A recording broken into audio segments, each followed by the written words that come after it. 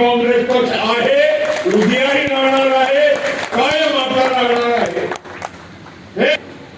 या महाराष्ट्रामध्ये फुले शाहू आंबेडकरांची जे विचारधारा, ज्यांना आपण सर्वसामान्यांच्या बहुजनांच्या हितासाठी आपण मानतो, हीच विचारधारावर आपण काम केलं पाहिजे.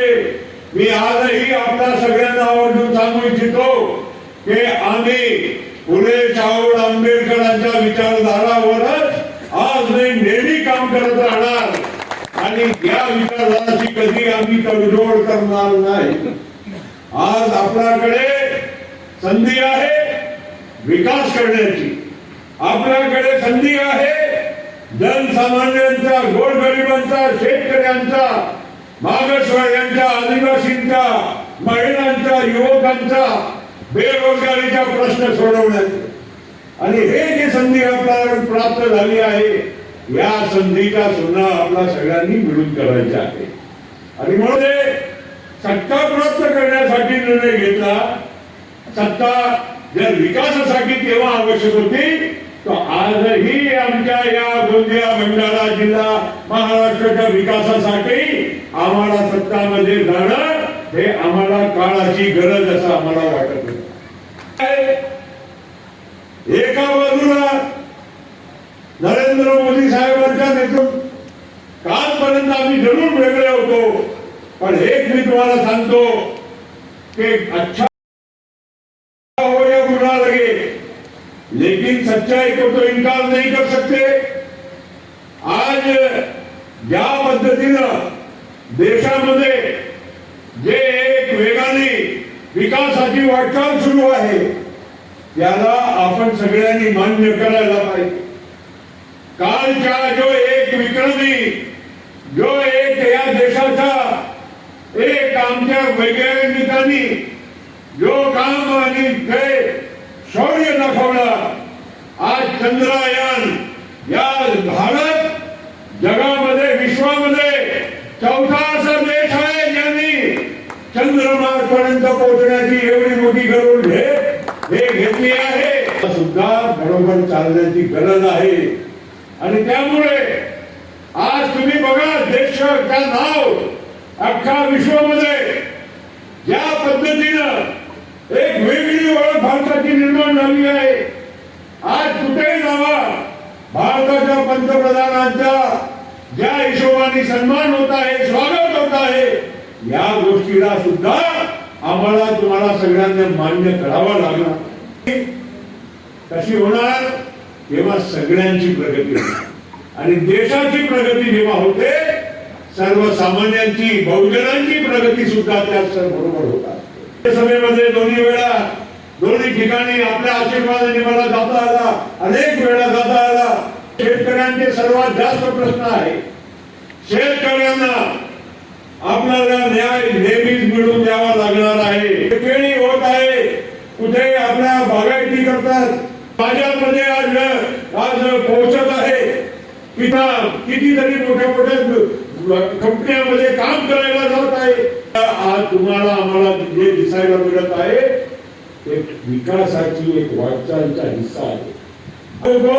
ये लगना चाहिए कुछ सालों के बाद हमारे महाराष्ट्र का भी एक अग्रणी जिला है भंडारा. हमारे गोंदिया, हमारे भंडारा भी हमारे इस महाराष्ट्र का अग्रणी जिला है.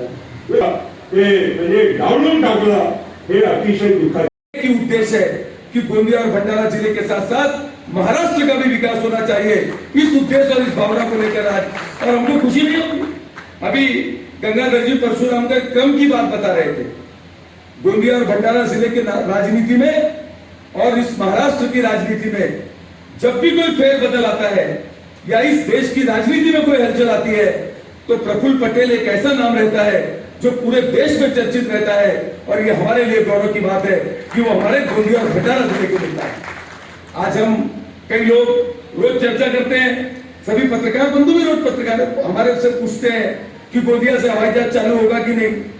हमारा उद्देश्य एक है, प्रफुल्ल पटेल जी एक ही उद्देश्य के लिए काम करते हैं, चाहे हवाई सेवा का विस्तार हो. अभी कई लोग बोलते थे पहले कि प्रफुल्ल भाई ने अपने लिए हवाई अड्डा बनाया, लेकिन अब चाहते हैं कि हवाई अड्डा और हवाई जहाज शुरू होना चाहिए.